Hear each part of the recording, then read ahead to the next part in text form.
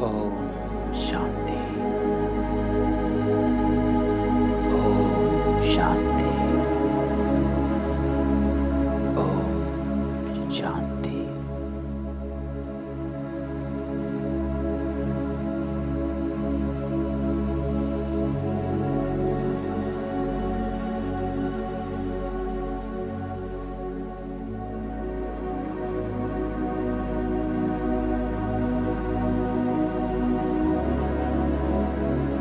सारा ध्यान समेत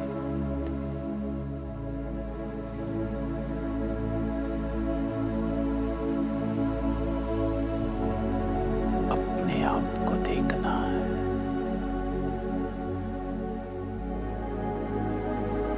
अपने आप से बात।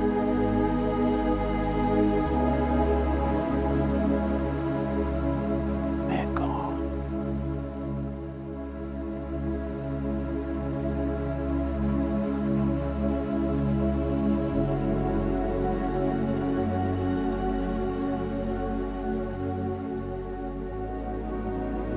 पूरे सृष्टि चक्र में चारों युगों में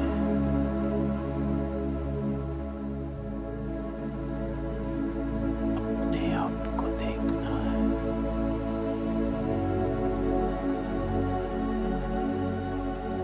मेरी पहचान।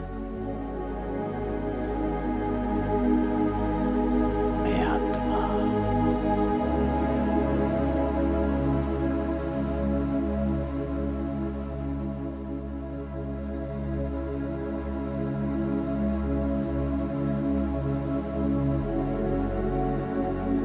ज्योति बिंदु।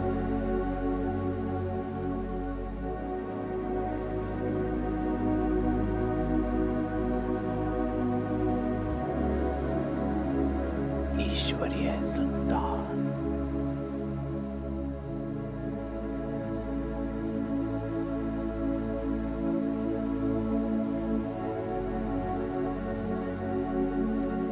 रूहानी बाबा सवेरे सवेरे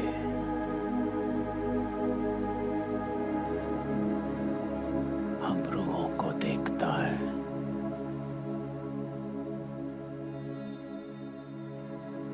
हम रूहों से बात करता।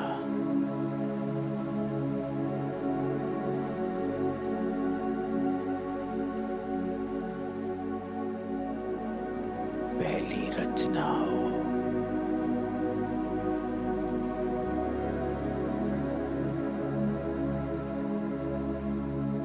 पहले पहले आए।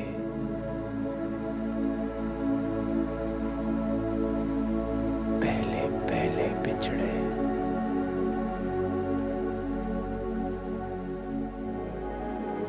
अब फिर से बाबा मिलता है।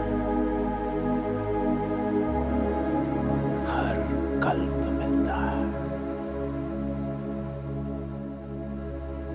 इसी समय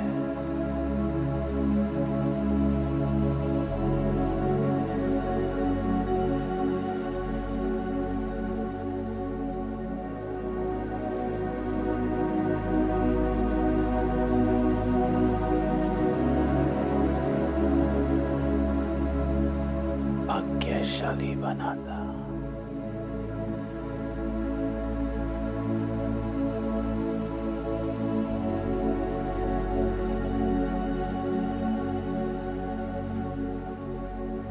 बच्चा बना।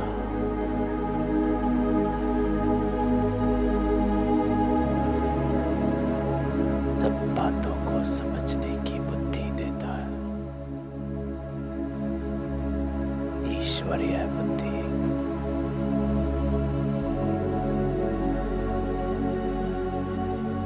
तो सारा ध्यान समेत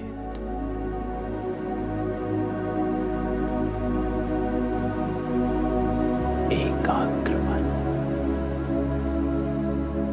एकाग्र बुद्धि एक बाबा के सामने बैठ। आज हमारा बाबा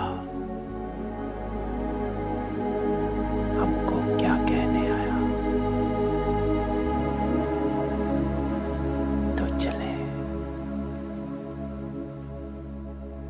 बाबा के सम्मुख,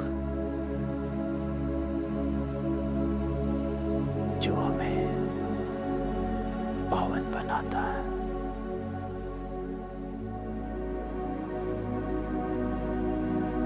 ओम शांति।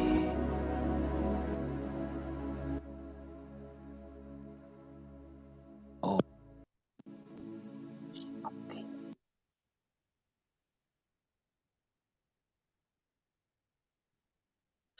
दिसंबर 2022। मीठे बच्चे, मीठे बच्चे, तुम्हें अच्छे संस्कार धारण कर पतितों को पावन बनाने की सर्विस कर, अंधों की लाठी बनना। तो आज सवेरे बाबा हमको 3 बातें कहता है। सबसे पहले बाबा कहता है, बच्चे अच्छे संस्कार धारण कर। अच्छे संस्कार अर्थात ईश्वरीय संस्कार, दैवी संस्कार।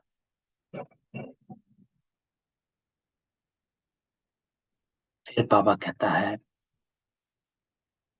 पतितों को पावन बनाने की सर्विस कर, कि जब तक संस्कार धारण नहीं होंगे, जब तक अपने को बाप समान नहीं बनाएंगे तो दूसरों को कैसे बनाएंगे।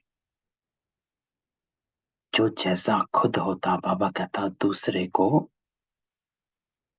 वैसा वही बना सकता।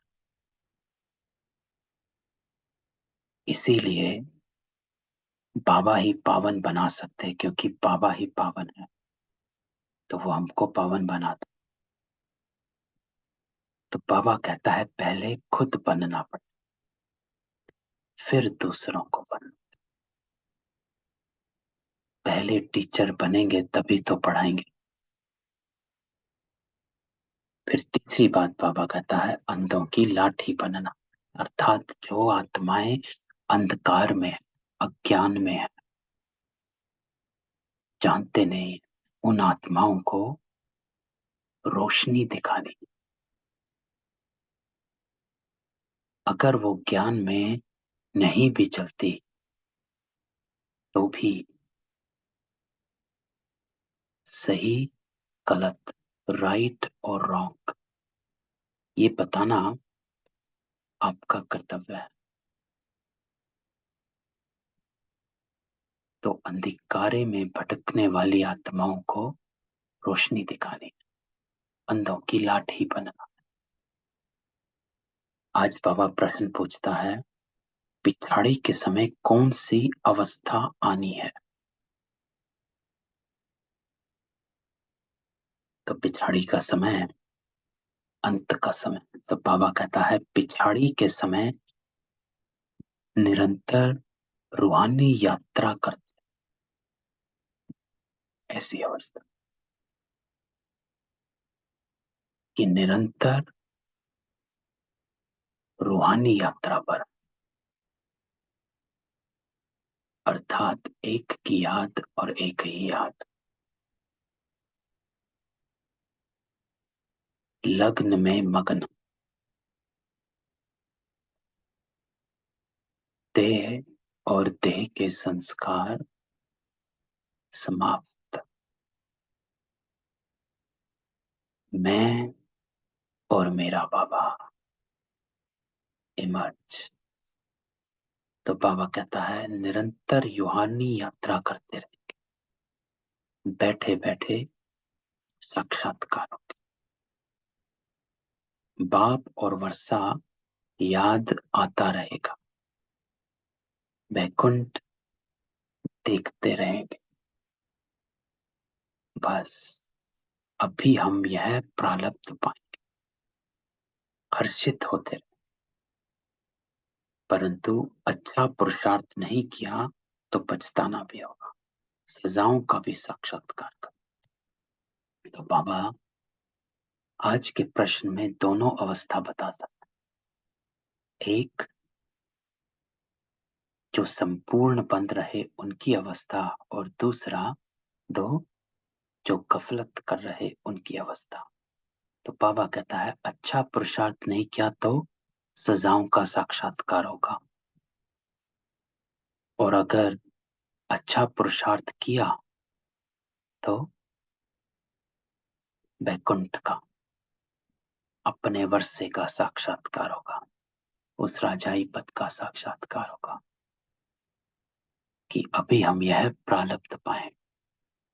तो आज का गीत बाबा बजाता है, रात के राही रुक मत जाना, सुबह की मंजिल दूर नहीं।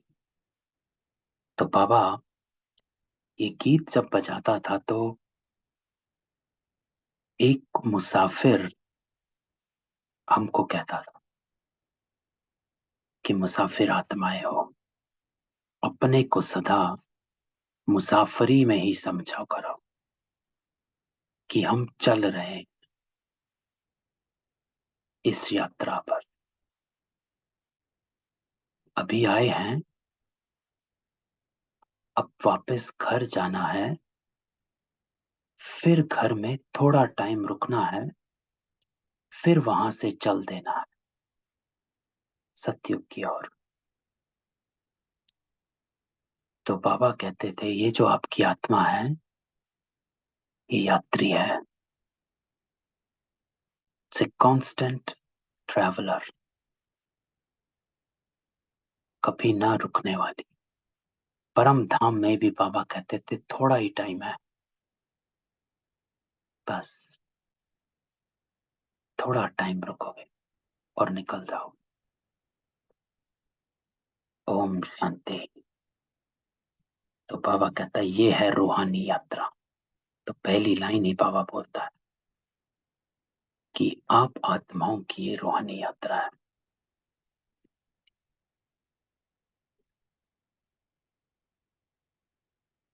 तो कल अमृत वेले, आज अमृत वेले, एक्चुअली जब हम अमृत वेले बैठे तो एक बात बड़ी जबरदस्त इमर्ज हुई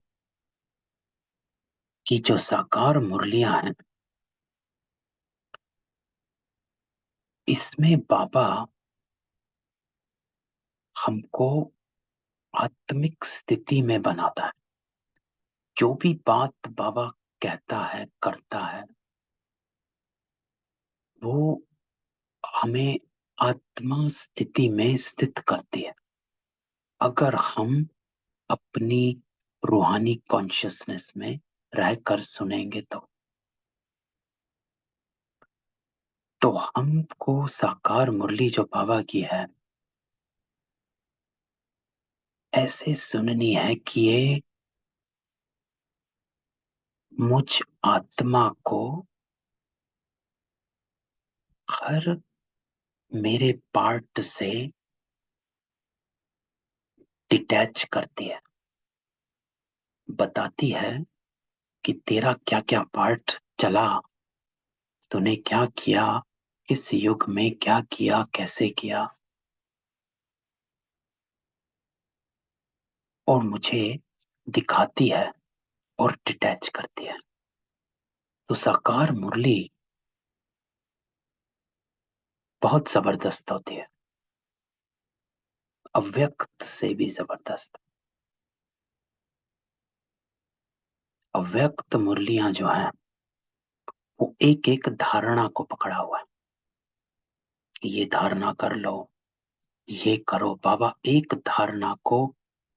धारणा को गहराई में लेकर जाता है, जैसे इस संडे की शुभ भावना शुभ कामना की गहराई में लेकर के लेके।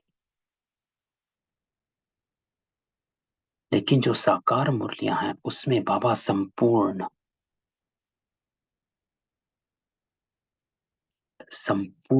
आत्मिक स्वरूप की बात करता है एज अ होल। बाबा और मम्मा साकार मुरलियों के माध्यम से ही नंबर 1 बने। इस बात का मुझे बड़ा हुनर था कि बाबा और मम्मा ने साकार मुरलियों से ही अपने को संपूर्ण बना लिया। तो साकार मुरलियों में पावर बहुत है, ये हमें आत्मिक स्थिति की ओर खींचती है। तो उसी स्थिति में हम इसको अगर कैच करेंगे तो हम उस स्थिति में मुरली पढ़ते पढ़ते ही स्थित हो जाते हैं। तो बाबा कहता है, पहली लाइन ये है रूहानी यात्रा, कि आप आत्माएं यात्रा पर हो, अ ट्रैवलर, इस शरीर में रुकने वाली नहीं हो। एक शरीर से दूसरे से तीसरे से चौथे, ऐसे चलते चलते रहते हो। एक लोक से दूसरे लोक से तीसरे लोक आते जाते रहते। तो ये रूहानी यात्रा है। तो अपने को अनुभव करा कि मैं इस यात्रा पर हूं। सबसे जास्ती महत्व इस रूहानी यात्रा का है। सबसे जास्ती महत्व क्यों? क्योंकि ये यात्रा हमको हमारे वापस घर ले जाती है। ये यात्रा हमको हमारे ओरिजिनल स्वरूप में ले जाती है। ये यात्रा हमको पावन बना देती है। ये यात्रा हमको परमात्मा से मिलाती है। तो अगर हम इसी पे ही मंथन करने लग जाएं कि सबसे जास्ती महत्व इस रूहानी यात्रा का क्यों है, तो ही कितने पॉइंट्स निकल आते हैं और नशा आ जाता कि क्यों ना मैं इस यात्रा पर चलता रहूं। तो बाबा कहता है ये है ईश्वरीय भाषा। अब ये लैंग्वेज, बाबा कहता है ये भाषा ईश्वरीय है। तो अगर आप ईश्वरीय बुद्धि से सुनोगे तो समझ आ जाएगी, धारण हो जाएगी, एक्सेप्ट हो जाएगी और नशा चढ़ जाएगा। और अगर आसुरी बुद्धि बाबा कहते हैं जो ज्ञान को इंटेलेक्चुअलाइज करने लग जाते हैं, इफ एल्स बट में पहुंच जाते हैं कि अरे बाबा ने ये कहा तो ये कैसे नहीं। बाबा कहता है भाई सिमर सिमर सुख पायो। तो बाबा कहता है ये ईश्वरीय भाषा अथवा भाषण। तुम भी भाषण करते हो ना। बाबा कहते सबसे जास्ती तो मैं भाषण करता, क्योंकि मैं ज्ञान का सागर और फिर पतित पावन सदगति दाता हूं। तो बाबा कहते हैं कि ये ज्ञान मेरे सिवा कोई दे ना सके, क्योंकि मैं ज्ञान का सागर, सदगति दाता। ज्ञान से सदगति होती है। कैसे होती है? गति तो सबकी होती है ना। गति, दुर्गति, सदगति। दुर्गति में अभी सभी आत्माएं हैं। तो सतगति किसको कहते हैं? तो बाबा कहते हैं सदगति कहते हैं जो गति के बाद सत्य में चले जाते हैं, सतयुग में चले जाते हैं, वो सदगति वाले। तो बाबा इस ज्ञान से हमारी सदगति करता है कि ये गति हमारे को संपूर्ण बना देती है, सत्य में ले जाती। बाबा कहते वास्तव में मेरा नाम भी एक ही है, ज्ञान का सागर और सदगति दाता। तो एक को ही कहेंगे, बहुतों को तो नहीं कह सकते। दूसरे मनुष्य ये भी समझते हैं कि ये ड्रामा है, चक्र भी दिखाते, परंतु चक्र की आयु भिन्न भिन्न दिखाते हैं, है ना। एजेस तो हम बचपन से पढ़ते आए, golden age, silver age, bronze age, ये एज वो एज, लेकिन हर एज की जो आयु है वो सब अलग करती है। तो बाबा कहता है एज को जानते हैं, चक्र को जानते हैं, लेकिन एज अलग अलग करती है। चक्र का भी ज्ञान चाहिए। लाखों वर्ष कह देने से कोई बात का विचार भी नहीं कर सकते। तो बाबा कहते हैं लाखों वर्ष कह देते हैं तो बुद्धि वहां जा नहीं सकती, तुरंत छोड़ देते हैं। कोई कहे 40 लाख वर्ष पड़े हैं अभी कलयुग में, तो वहीं छोड़ देंगे। अरे 40 वर्ष जीना नहीं है तो 40 लाख वर्ष तक क्या करेंगे, छोड़ो। तो इसीलिए बाबा कहता है लाखों वर्ष कह देने से कोई बात का विचार भी नहीं कर सकते। बाप को कहते सर्व का सदगति दाता, लिबरेटर, है ना। तो बाबा लिबरेट करता है, छुड़ाता है दुखों से। कल भी हमने इस बात पर डिस्कस किया था कि बाबा दुखों से कैसे छुड़ाता है, कि हमको बताता है। इतना इम्पैक्ट आपको नहीं पड़ता आज की डेट में उन बातों का जितना साधारण आत्माओं को पड़ता है। इसको ही लिबरेटर कहते हैं, कि वो कैसे हल्कापन लगता है और वो नंबरवार हो जाता है। तो बाबा कहता है इतनी आत्माएं जो ऊपर से आई पहले यहां नहीं थी, फिर जरूर नहीं होंगी, है ना। क्योंकि बाबा कहता है नई आत्माएं भी आती रहती हैं। तो इतने सबको कौन आकर वापस ले जाए। गाइड तो है ही एक परमपिता परमात्मा। तो बाबा 3 टाइटल अपने आप को देता है। सदगति दाता, जो सदगति में ले जाए, गति हो और फिर सत्य में लेकर जाता। लिबरेटर, जो आज के दुखों से छुड़ाता है, लिबरेट करता है। तीसरा गाइड, मार्गदर्शन करता है, क्या करना है, कैसे करना है, किधर जाना है, किधर नहीं जाना है, कितना करना है, कैसे करना है। तो गाइड हर बात को यथार्थ बताने वाला। तो बाबा कहते हैं गाइड अर्थात जो आगे रास्ता दिखाता चले। तो हमें बताते रहते हैं बाबा की कल क्या करना है। आज सवेरे की मुरली है, कल सवेरे की मुरली थी, और कल सवेरे की फिर मुरली होगी। तो बाबा रोज हमें रास्ता दिखाता कि बच्चे आज तूने अपने पथ पर चलना कैसे है।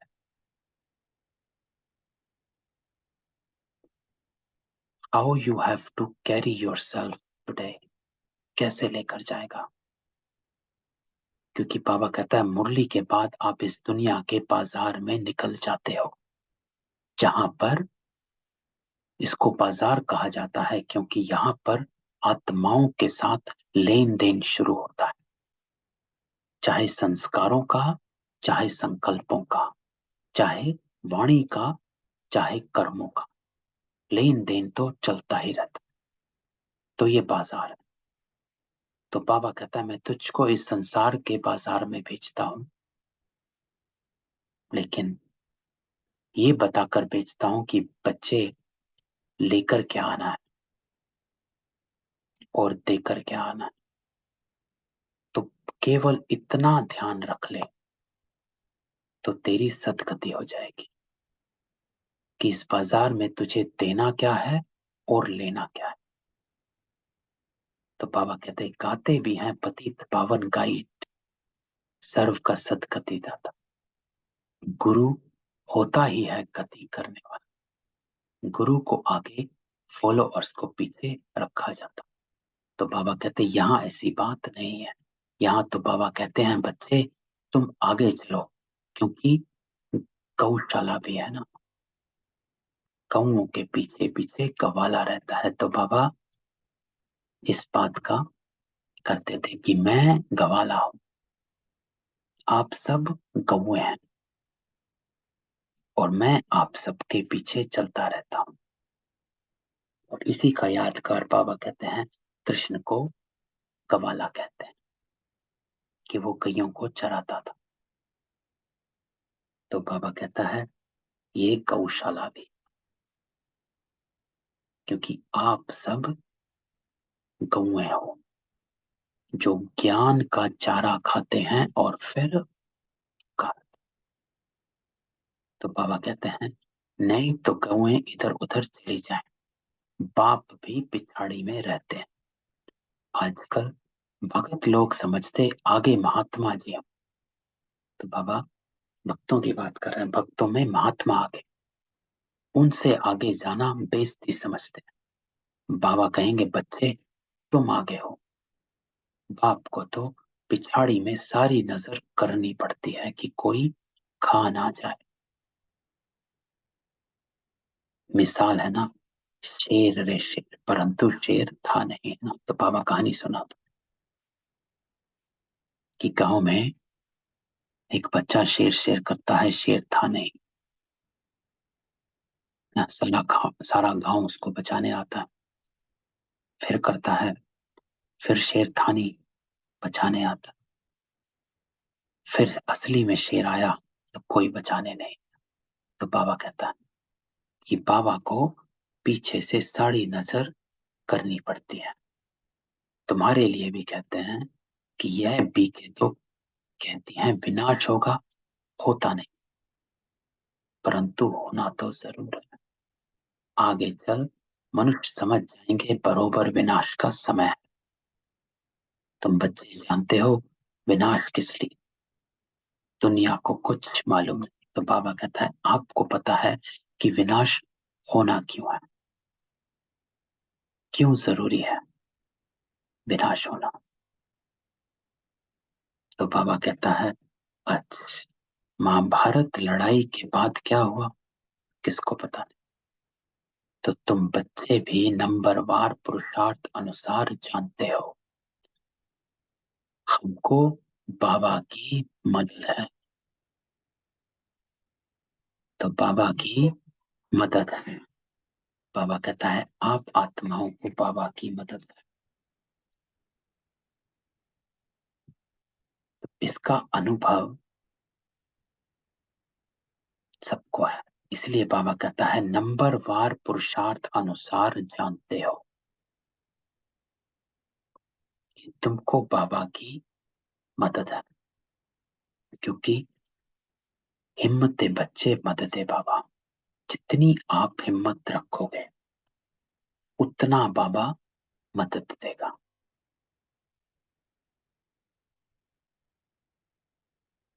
तो पहला कदम आपका जरूरी है। अगर सवेरे उठना नहीं होता है तो भी बाबा कहते हैं उठने की कोशिश कर, बाकी मेरा संस्कार बना।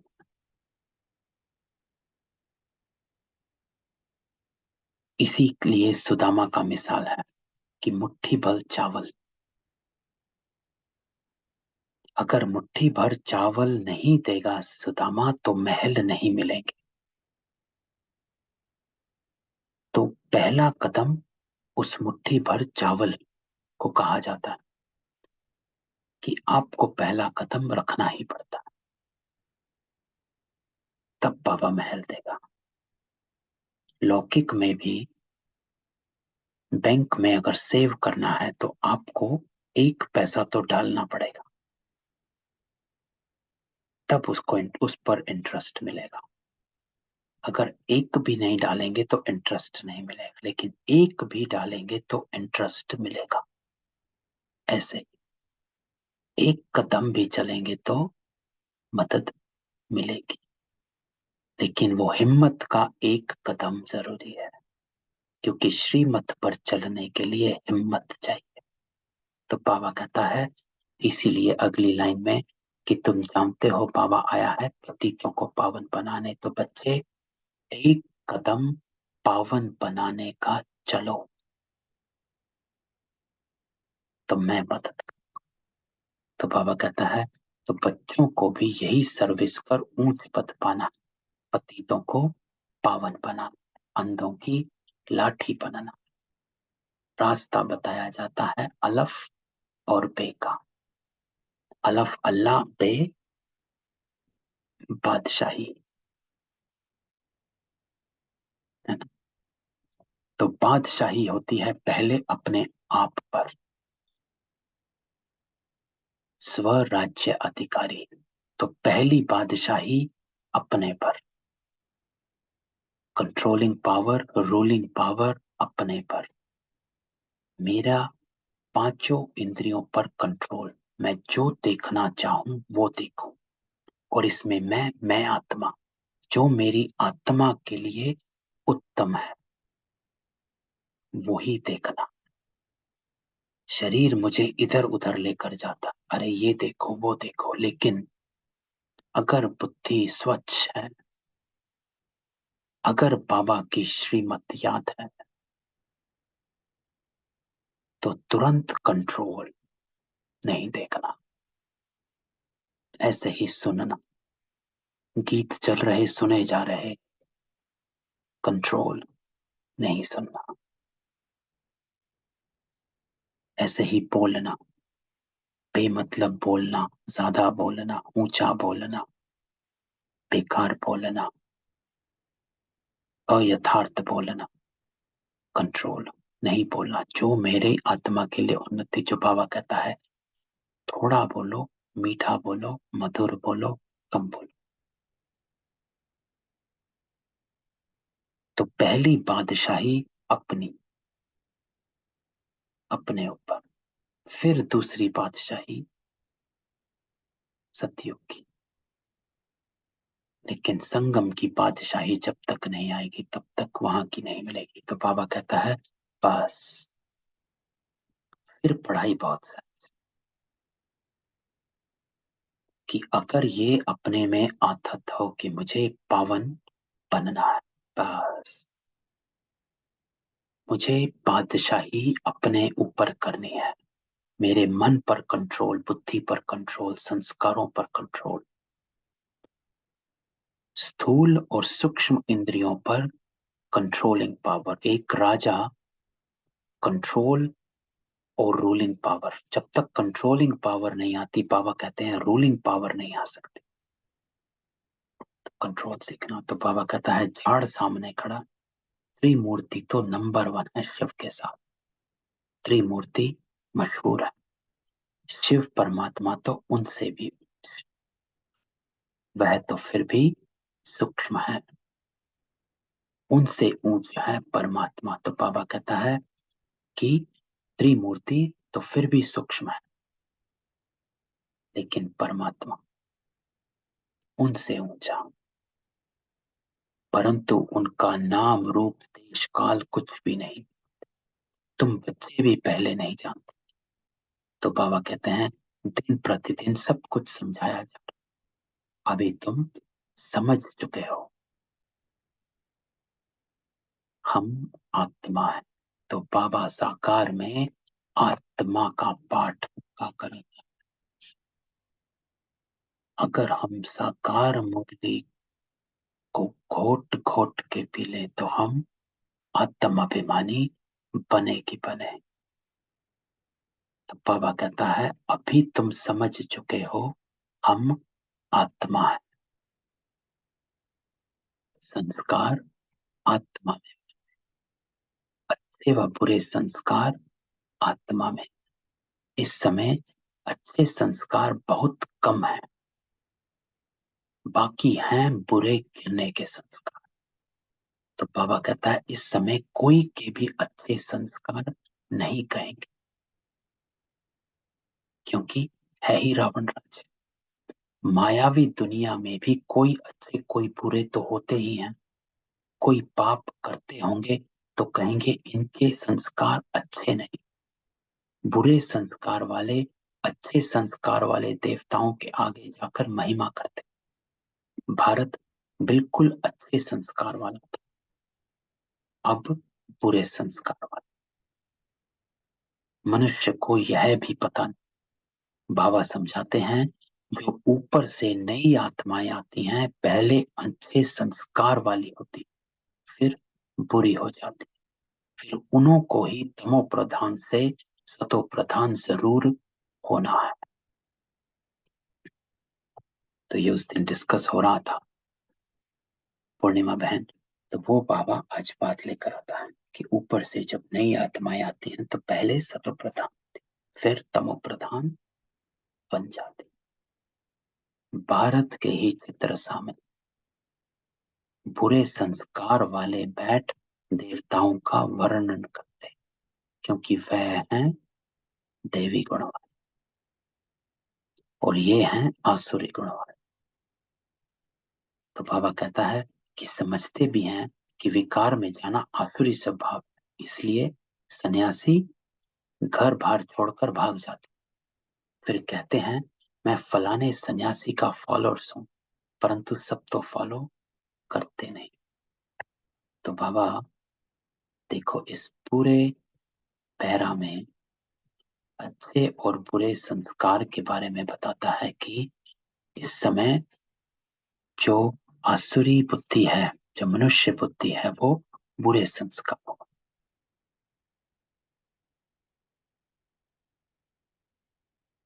लेकिन अब बाबा कहता है आपको अच्छे संस्कार धारण करने।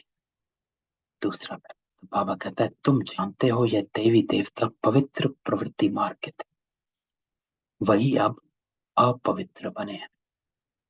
बाबा समझाते तुमने पूरे 84 जन्म लिए हैं। तो ये बात, ये जो लाइन है बाबा की, ये आपको कंफर्म कराती है, हमको आदत दिलाती है कि हम दैवी कुल की आत्माएं हैं, नहीं तो हम 84 जन्म वाले नहीं होते। तो बाबा कहता है कि आपने पूरे 84 जन्म लिए। दैवी दुनिया और आसुरी दुनिया गाई जाती, अभी तुम समझते हो रावण के कारण ही इतना दुख हुआ। बाबा सम्मुख समझाते हैं तुम ही पूज्य थे, सो अब पुजारी बनो। तो बाबा कहता है देखो अपने आप को और अपनी यात्रा को, और फिर मैं आकर तुम्हें पूज्य बनाता हूँ। बाबा तो सदा पूज्य है, ब्रह्मा को एवर पूज्य नहीं कहेंगे। तो बाबा कहते हैं सदा पूज्य सिर्फ एक ही है, इसलिए उसको सदा शिव कहा जाता है। सत्यम शिवम सुंदरम कहा जाता है। कभी भी सत्यम कृष्णम सुंदरम नहीं कहा गया, सत्यम राम सुंदरम नहीं कहा गया, सत्यम हनुमान सुंदरम नहीं कहा गया, सत्यम गणेश सुंदरम नहीं कहा गया, सत्यम शिवम सुंदरम, क्योंकि वो सदा पूज्य है, सदा सत्य है, वो शिव है। तो बाबा कहता है एवर पूज्य एक बाप ही है, जो कहते मैं तुमको जो 21 जन्मों के लिए पूज्य। बहुत ढेर के ढेर देवियां, तुम बहुतों ने मिलकर भारत को पावन बनाया। अब तुम्हारी बुद्धि में फर्स्ट क्लास नॉलेज है कि सृष्टि चक्र कैसे फिरता। तो बाबा कहता है कि अब मैं तुमको आकर मिला हूं और मैं तुम्हें फिर से देवता बनाता हूं। तो बाबा ही सारा राज समझाकर अपने साथ रूहानी यात्रा पर ले जाते। वो है स्पिरिचुअल फादर, आत्माओं का बाप। उनकी ही महिमा गाते हैं पतित पावन आओ। बहुत मनुष्य समझते कि आत्मा पतित होती है, कई फिर नहीं भी समझते हैं। बुरे व अच्छे संस्कार आत्मा ही दुख उठाती है। तो बाबा समझाते हैं कि बच्चे सर्विस करो, पाप आत्माओं को पावन पुण्य आत्माएं बनाओ। भारत का गायन है कि भारत जैसा पुण्य आत्मा कोई नहीं। शिव पर बलि भी भारत में चढ़ते, परंतु अर्थ नहीं समझते। समझते थे हम शिवपुरी मुक्ति धाम में चले जाएंगे, ऐसे नहीं कि सेकंड में उन्हों को मुक्ति मिलती है। तो बाबा हमेशा इस बात का एग्जाम्पल देता है कि कैसे शिवपुरी में जाकर आत्माएं अपना जो वो आ रहा था उसमें गला कटाते थे, अब तो बंद हो गया, कि वहां पर कहते थे कि हम बस 1 सेकंड में मुक्ति मिल गई। तो सब कुछ दान देकर और वो वहां पर जाकर अपना सर धड़ से अलग। तो बाबा कहते थे कि कोई मुक्ति नहीं, हाँ जो पाप किए हैं उनसे मुक्ति मिलती है, बाकी वापस स्वीट होम में तो कोई जा नहीं सकता। स्वीट होम है माता पिता का घर, मनुष्य तो कुछ भी जानते नहीं। तो बाबा कहता है अंधश्रद्धा से सिर्फ ईश्वर कह देते हैं। जब ईश्वर एक है फिर माता पिता क्यों कहते हो? तो बाबा कहता है कि ईश्वर कहते हैं, माता पिता कहते हैं, लेकिन अर्थ नहीं समझते। फिर बाबा कहता है कि माता पिता क्यों कहते हो? वह है रचता, तो जरूर माता भी होगी, नहीं तो रचना कैसे हो? तो माता पिता हम बालक तेरे, तो बालक जिस्मानी ठहरे ना, तो शिव बाबा ब्रह्मा मुख द्वारा तुमको अपना बनाते हैं, इनमें प्रवेश कर अडॉप्ट करते हैं। तो बाबा कहता है कि शिव बाबा पिता और ब्रह्मा माँ बनती है, और बाबा ब्रह्मा माँ द्वारा हमको अडॉप्ट करते हैं। इसका गायन है, तुम मात पिता हम बालक तेरे, तेरी कृपा से सुख घनेरे। तो अभी तुम बाप द्वारा सम्मुख सुन रहे हो। तो बाबा कहता है ये मैं ब्रह्मा में प्रवेश कर तुमको सुना रहा, मेरे सामने बैठे हो, और फिर 5000 वर्ष के बाद सुने। अभी जो तुम लिख रहे हो वह सब खत्म हो जाएगा, फिर यह बातें बताए कौन? समझो, कोई नीचे से पुराने कागज आदि निकलते हैं जिससे शास्त्र बैठ बनाते हैं, फिर भी भक्ति मार्ग वाले वही शास्त्र निकलेंगे, कोई नए नहीं बनाए। तो बाबा कहता है वही शास्त्र बार बार बनते हैं, ड्रामा प्लान अनुसार नीचे से वही निकले होंगे, गीता भागवत महाभारत रामायण आदि, फिर भी वही बनेंगे। तो बाबा कहता है एज इट इज बनेंगे, स्वर्ग की सामग्री भी वही बननी है जो कल्प आगे थी। तो हम अभी समझते हैं स्वर्ग में जाकर ऐसे ऐसे महल बनाएंगे। तो बाबा कहता है कि तुम बच्चों को स्थायी खुशी रहनी चाहिए कि हम जाकर प्रिंस बनेंगे। अगर निश्चय नहीं तो स्कूल में जैसा बेसमझ बैठा हो। तो इस बात की बाबा हमेशा टेस्ट भी लेता था और परख भी करता था कि निश्चय कितना है। यहाँ आकर बैठे हैं तो ये निश्चय है कि हम स्वर्ग में जाएंगे, हम प्रिंस बनेंगे, हम देवता बन रहे हैं। तो बाबा कहता है यहाँ भी अगर नॉलेज समझकर किसको समझाते नहीं तो बेसमझ। राजाएं तो बनने हैं, फिर कोई सूर्यवंशी में कोई चंद्रवंशी, पढ़ाई में बहुत बहुत फर्क पड़ जाता। बाबा तो अच्छी रीति समझाते थे, बच्चों को अच्छी रीति पुरुषार्थ करना। तो बाबा कहता है मैं तो रोज आकर समझाता हूँ, लेकिन पुरुषार्थ आपको करना। बाबा और क्या करेंगे? समझाएंगे कि बच्चे रूहानी यात्रा पर रहो। तो आज बाबा हम सबको रूहानी यात्रा पर रहने की श्रीमत दे रहा है कि अपनी बुद्धि को परम धाम से कनेक्ट रखो, अर्थात आपके संस्कार निज स्वरूप के संस्कार ही रहे, सुख के, आनंद के, प्रेम के। पवित्रता के। तो इसको कहा जाता है ये रूहानी यात्रा पर रहना। तो बाबा कहता है और कुछ नहीं समझा सकते हो तो चित्रों पर समझाओ। यह भी देखते हो जिनको समझाते हैं वह तीखे हो जाते और धर्म वाले भी आते। बाबा ने साक्षात्कार तो पहले ही कराए हैं कि ये इब्राहिम बौद्ध क्राइस्ट भी आएंगे।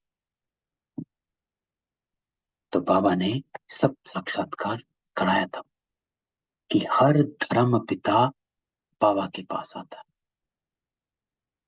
और वो सिर्फ शांति का पूरा ज्ञान नहीं लेते हैं, वो सिर्फ शांति का ज्ञान लेकर जाते हैं कि शांति में कैसे स्थित होना। मन मना भाव पास उनको सत्य युगी गुणों को धारण करने का उसका नहीं, बस मन मना भाव। मुझे बाबा से कनेक्ट कैसे करना, ये सब समझने की बात है, बिल्कुल ही सहज है। तो बाबा कहता है सृष्टि चक्र को समझना बहुत सहज है, मुश्किल बात है बाप की याद में रहना। तो इसलिए बाबा कहता है ज्ञान सहज है, लेकिन याद में रहना मुश्किल। क्यों? क्योंकि शरीर खींचता है, पुरानी आदतें खींचती हैं, संबंध खींचते हैं, बातें खींचती हैं, विकार खींचते हैं। तो बाप की याद में रहना अर्थात श्रीमत पर चलना, क्योंकि बाबा की बातें याद आएंगी तो बाबा तो याद आ ही जाएगा।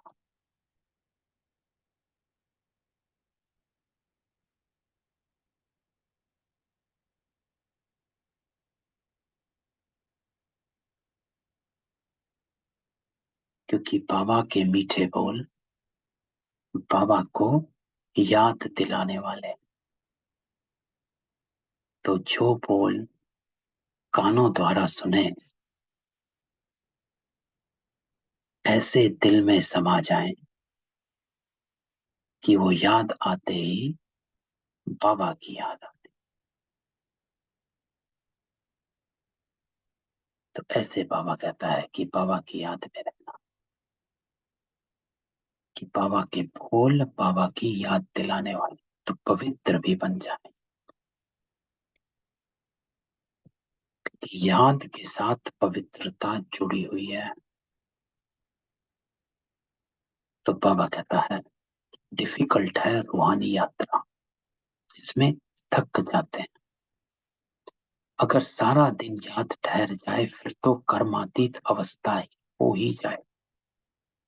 तो बाबा ये कहता है अगर सारा दिन मेरी याद रह जाए तो कर्मातीत अवस्था हो ही जाए, है ना। कर्म से तो एकदम डिटैच हो जाओगे। स्कूल में पास तो तब होंगे जब रिजल्ट निकलेगी। तो बाबा कहता है मुख्य है रूहानी यात्रा की बात। आज बाबा हमको रूहानी यात्रा सिखाता है। ये बाबा की इच्छा हम बच्चों के लिए है।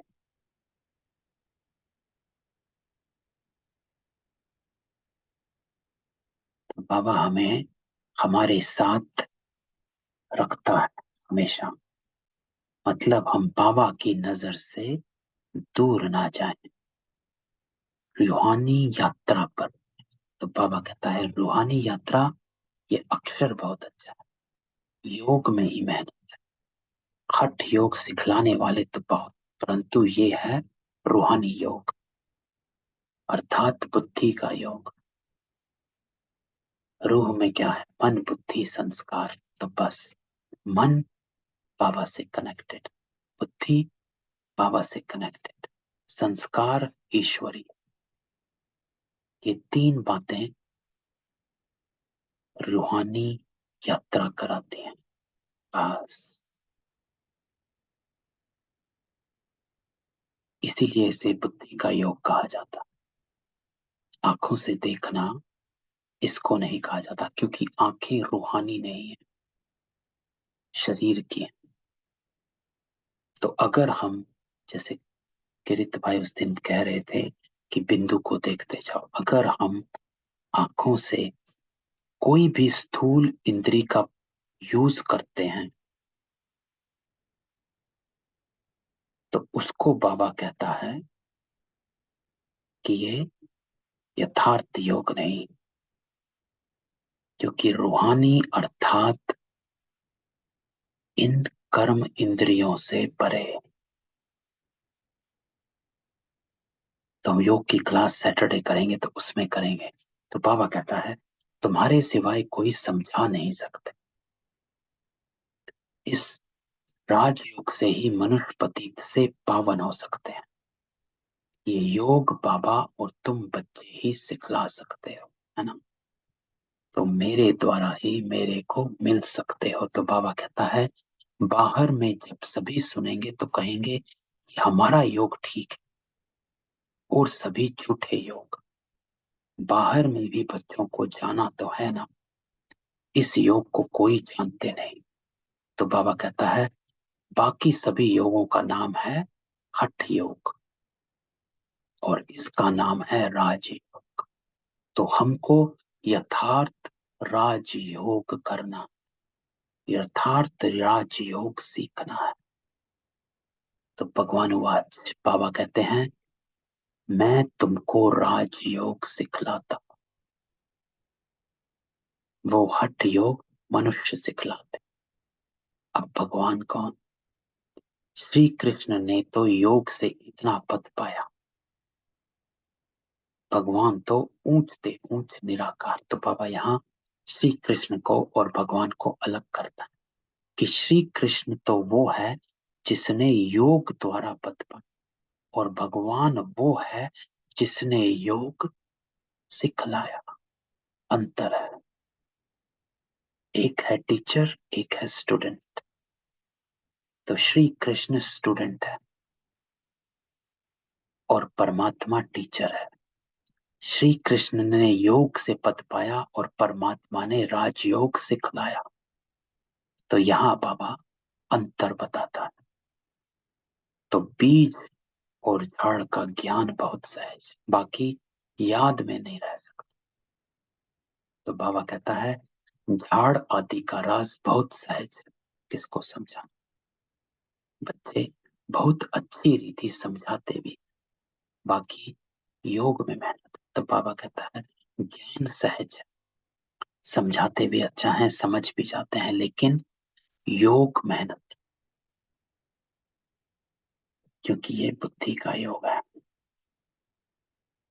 ज्ञान ठहरना चाहिए। तो बाबा कहता है घड़ी घड़ी एक दो को सावधानी देते रहें तो भी अहोभाग्य है। बाबा कहता है एक दूसरे को अटेंशन दिलाते रहो, जैसे बाबा करते थे। शिव बाबा याद है, तो ब्रह्मा बाबा चलते फिरते सबको यही कहा हुआ था कि जब भी मुझे देखो ये जरूर पूछो मुझसे कि बाबा शिव बाबा याद है। खेल भी जब खेलते थे तो बाबा कहते थे बीच बीच में मुझे याद दिलाते रहो कि मुझे शिव बाबा याद है, या मैं खेल की जीतने के लिए उसमें ही बिजी हो गया। तो जब बैडमिंटन खेलते थे तो बाबा कहते थे मुझे याद दिलाते रहो कि कहीं मैं खेल में इस कर्म कॉन्शियस ना हो जाऊं, खेल जीतने का कॉन्शियस ना हो जाए। तो बाबा कहता है एक तो को सावधानी देते रहें तो भी अहोभाग्य। समझते हैं, सहज भी है तो मुश्किल भी है। तो बाबा कहता है जितना सहज है उतना ही मुश्किल है।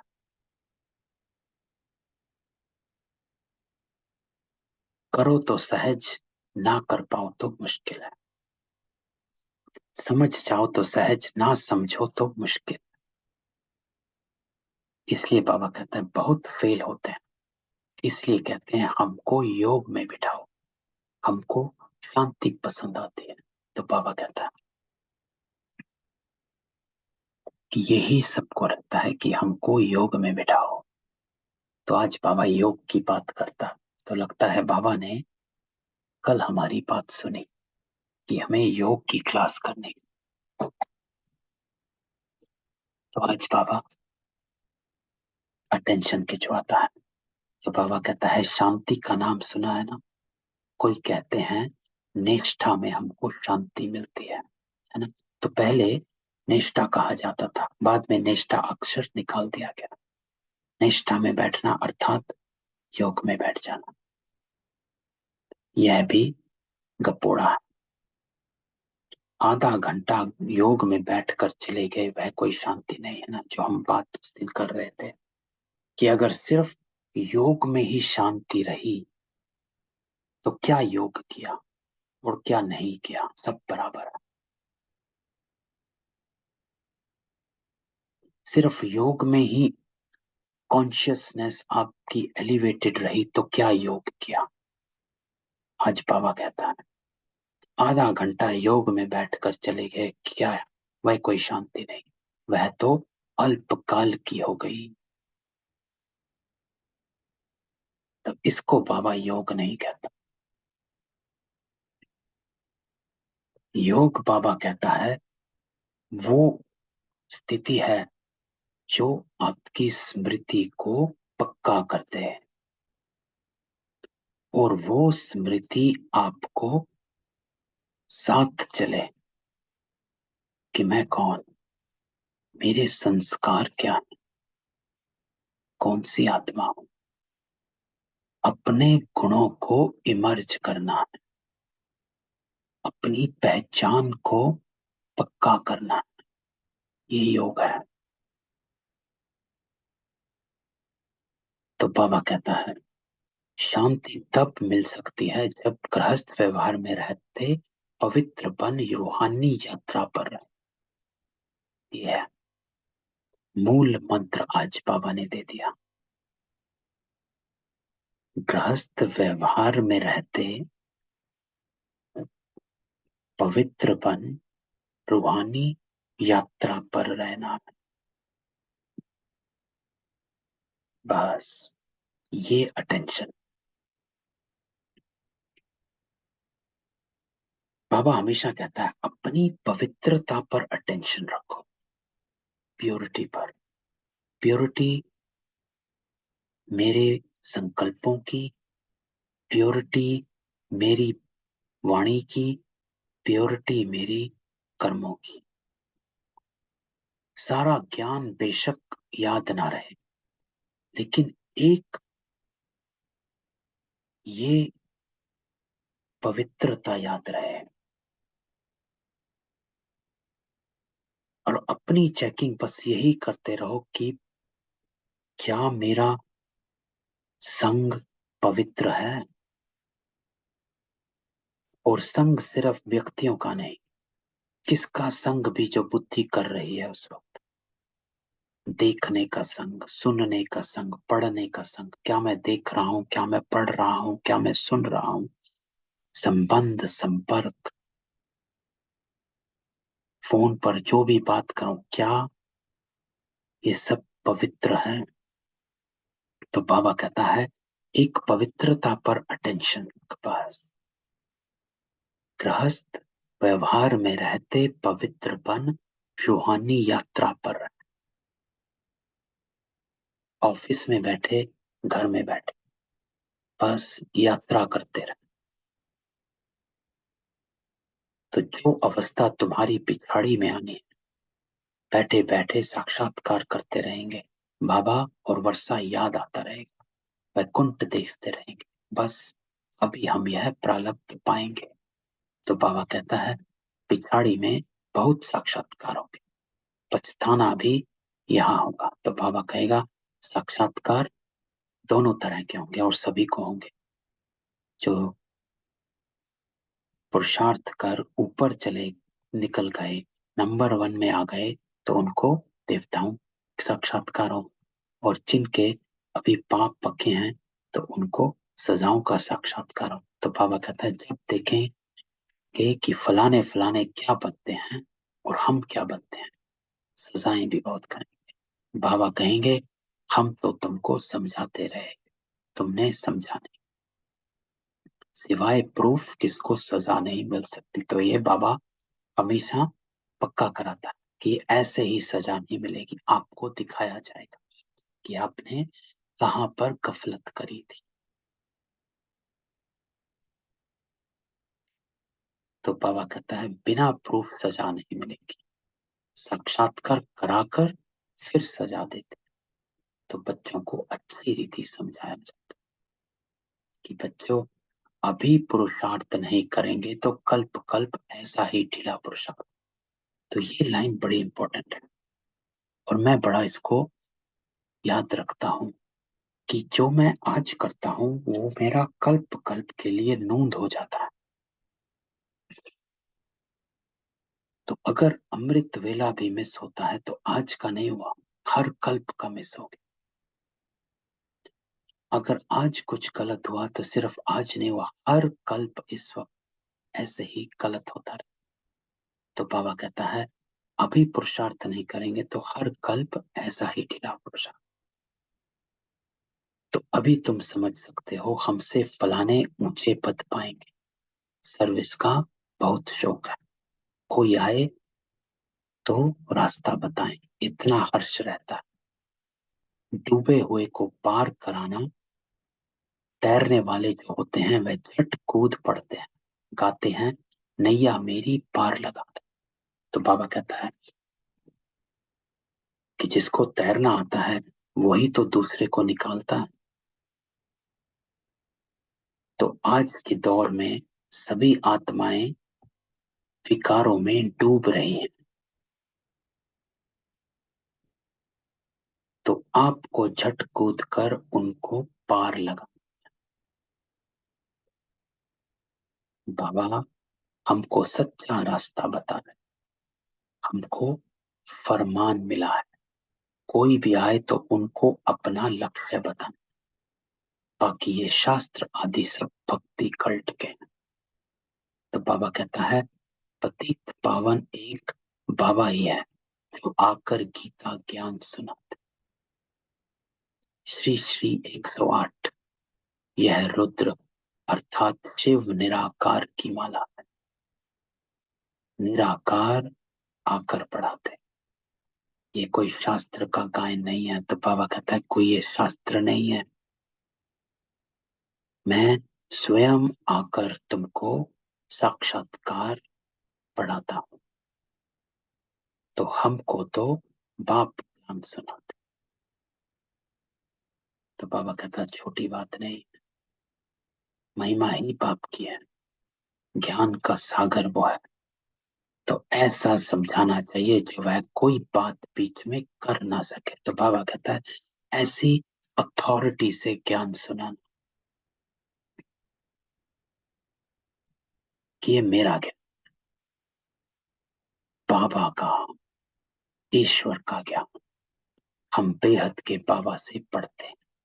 सर्व का सदगति दाता वही बाबा है, इस पर जोर देना चाहिए। तो बाबा हमेशा यही कहता है कि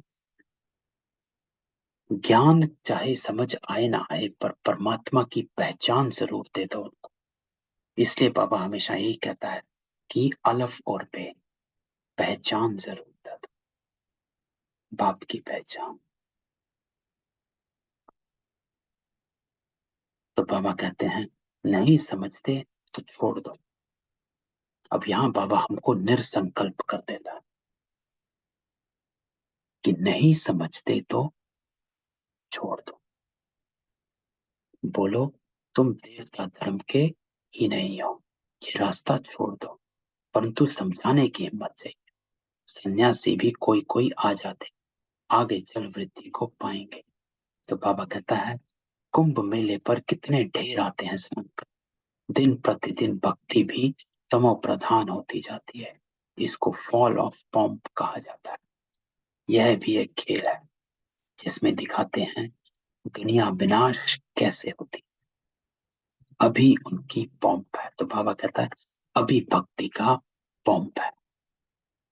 तुम बच्चों को सदैव नशा रहना चाहिए कि बाबा हमको पढ़ाते हैं, बाबा हमको सुख धाम का रास्ता बता। अगर हम औरों को रास्ता ना बताएं तो बच्चे कैसे कहलाएं? उल्टी चलन से इज्जत कमा देते हैं। तो बाबा कहता है गफलत नहीं करनी, उल्टी चलन नहीं चलनी, पवित्र रहना। एक प्योरिटी आपकी बुद्धि में रहे तो बाबा कहता है कि कुछ भी गलत हो नहीं सकता। तो बाबा कहते हैं बहुत बच्चे समझते हैं हम पाप करते हैं, बाबा को मालूम थोड़ा ही पड़ता। अरे बाबा कहता है भक्ति मार्ग में भी मुझे सब मालूम पड़ता, तब तो तुमको फल मिलता है। बाबा को तो तरस पड़ता है, बच्चे अभी तक छिपाकर भूले करते हैं, समझते नहीं। तो बाबा कहता है अभी तक बच्चों ने मुझको पहचाना नहीं। इसलिए बाबा हमेशा कहता है कि मुझको भी नंबरवार पहचानते हैं, और जो जितना पहचानता है वो उतना ही फॉलो करता है, पुरुषार्थ करता है। आज तो मीठे मीठे सिकिलदे बच्चों प्रति माता पिता बाप दादा का याद प्यार, गुड मॉर्निंग। रूहानी बाप की रूहानी बच्चों को नमस्ते। हम रूहानी बच्चों की रूहानी बाप दादा को याद प्यार, नमस्ते और गुड मॉर्निंग। आज की धारणा तो पावरफुल है। रूहानी यात्रा पर रहने के लिए हितों को सावधान करते रहो। कर्मातीत अवस्था में जाने के लिए सारा दिन याद में रहने की मेहनत करनी। हम रूहानी यात्रा पर रहने वाली आत्माएं,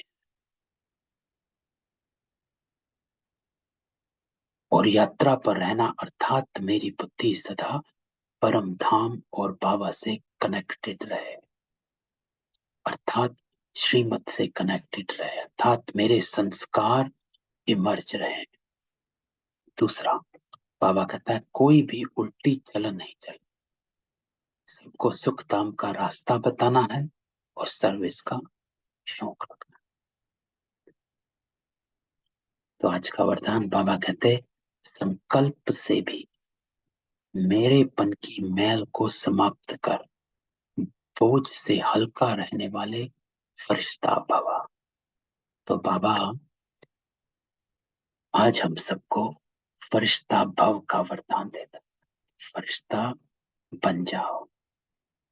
लेकिन उसके लिए बाबा कहता है फरिश्ता अर्थात जिसका फर्श से नहीं कोई रिश्ता,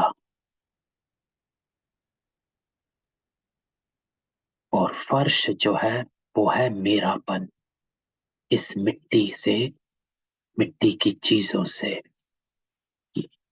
मिट्टी की बनी हुई चीजों से, ये शरीर संबंध, इनसे मेरेपन की मैल को समाप्त करो। तो बाबा कहता है मेरेपन का विस्तार ही बोझ है।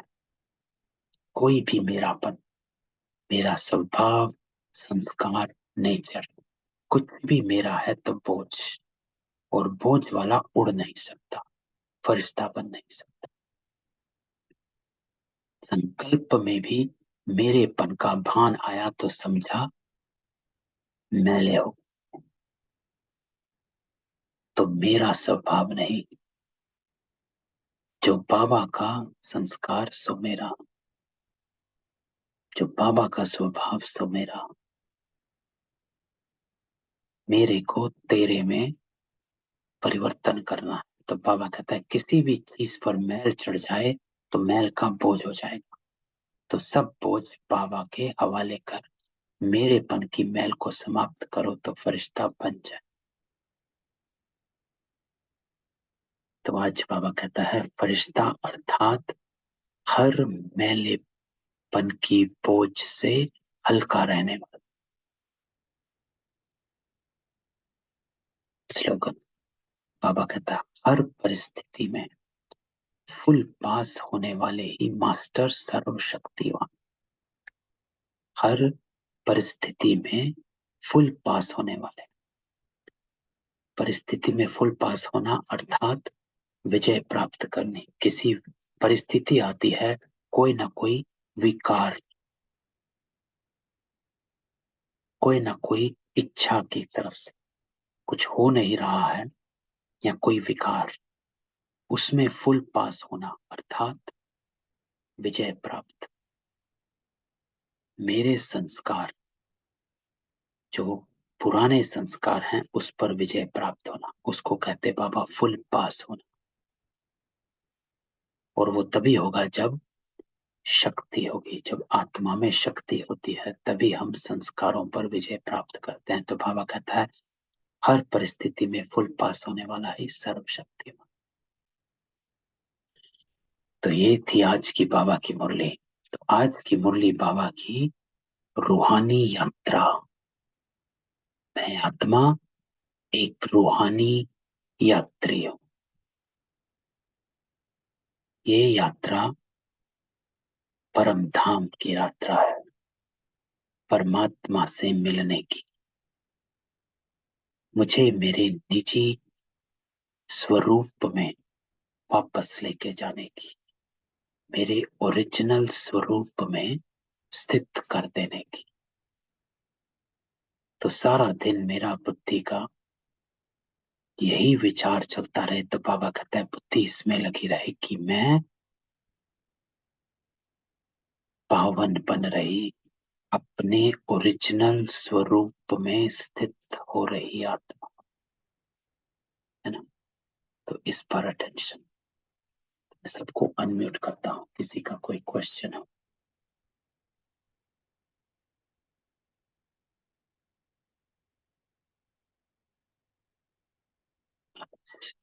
ओम शांति।